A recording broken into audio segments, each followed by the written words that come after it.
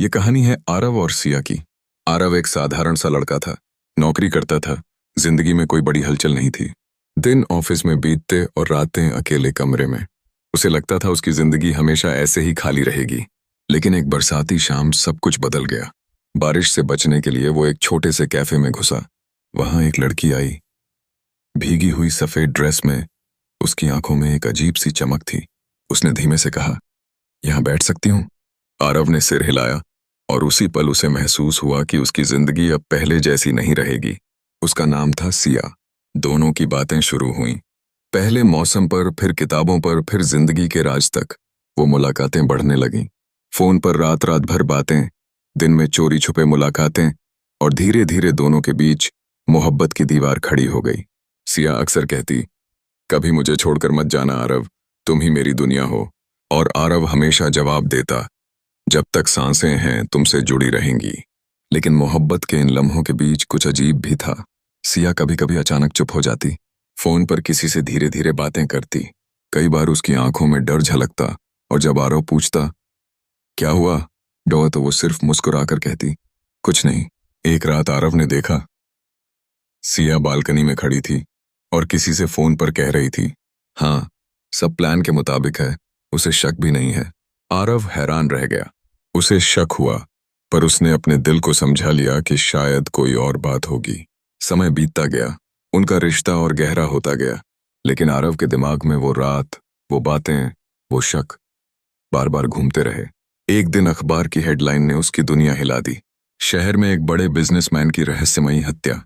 आरव की आंखें फटी रह गईं, क्योंकि जिस इंसान का नाम छपा था उसे उसने पहले सिया के साथ देखा था। उसने सिया से पूछा, तुम उस आदमी को जानती थी? सिया पहले तो घबराई, फिर बोली, हाँ, लेकिन मेरा उससे कोई लेना देना नहीं। प्लीज मुझ पर भरोसा करो। आरव ने उसकी आंखों में देखा, और उसके अंदर का शक और मोहब्बत दोनों लड़ने लगे। धीरे धीरे सच्चाई सामने आने लगी। आरव ने पता लगाया कि सिया दरअसल उस बिजनेसमैन की रखैल रह चुकी थी। वो उसे छोड़ना चाहती थी, लेकिन वो आदमी उसे छोड़ने को तैयार नहीं था। सिया ने कहा, मैं फंस गई थी आरव, तुम ही मेरी आजादी हो। आरव का दिल मान गया, लेकिन किस्मत ने उसे फिर झटका दिया।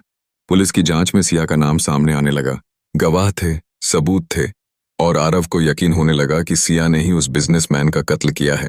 उसने सिया से आखिरी बार पूछा, सच बताओ सिया, क्या तुमने उसे मारा? सिया की आंखों से आंसू बहे। उसने आरव का हाथ पकड़ा और बोली, हाँ, मैंने मारा। उसने मुझे इस्तेमाल किया, बेइज्जत किया, मुझे गुलाम बना दिया था। अगर मैं उसे नहीं मारती तो वो मेरी जिंदगी को नर्क बना देता। मैंने उसे खत्म कर दिया, क्योंकि मैं जीना चाहती थी तुम्हारे साथ। आरव स्तब्ध रह गया। उसके दिल में मोहब्बत और डर दोनों साथ साथ थे। एक तरफ वो सिया को खोना नहीं चाहता था, दूसरी तरफ उसे लग रहा था कि वो एक कातिल से प्यार कर बैठा है। लेकिन किस्मत की खेल देखिए, पुलिस ने जल्द ही आरव को भी शक के घेरे में ले लिया। सबूत ऐसे बने कि मानो ये कत्ल सिया और आरव दोनों ने मिलकर किया हो। दोनों को गिरफ्तार कर लिया गया।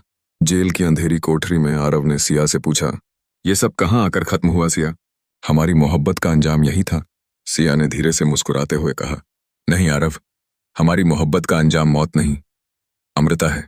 लोग हमें याद करेंगे एक ऐसी मोहब्बत के लिए जिसने डर और कत्ल के सायों में भी अपना रास्ता ढूंढ लिया। कुछ महीनों बाद कोर्ट ने फैसला सुनाया। सिया को उम्र कैद और सबूतों की कमी के चलते आरव को बरी कर दिया गया। आरव जेल से बाहर आ गया, लेकिन उसकी आंखों में वही खालीपन लौट आया। सिया उसके बिना जी रही थी, और वो सिया के बिना।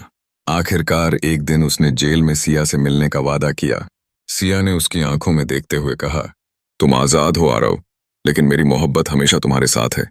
शायद जिस्म कैद हो सकते हैं, लेकिन मोहब्बत के साए कभी कैद नहीं होते। और आरव उस दिन समझ गया कि मोहब्बत कभी कभी कत्ल से भी गहरी होती है। प्यार और जुनून की ये दास्तान हमें यही सिखाती है कि मोहब्बत सिर्फ खुशबू और फूलों की कहानी नहीं होती।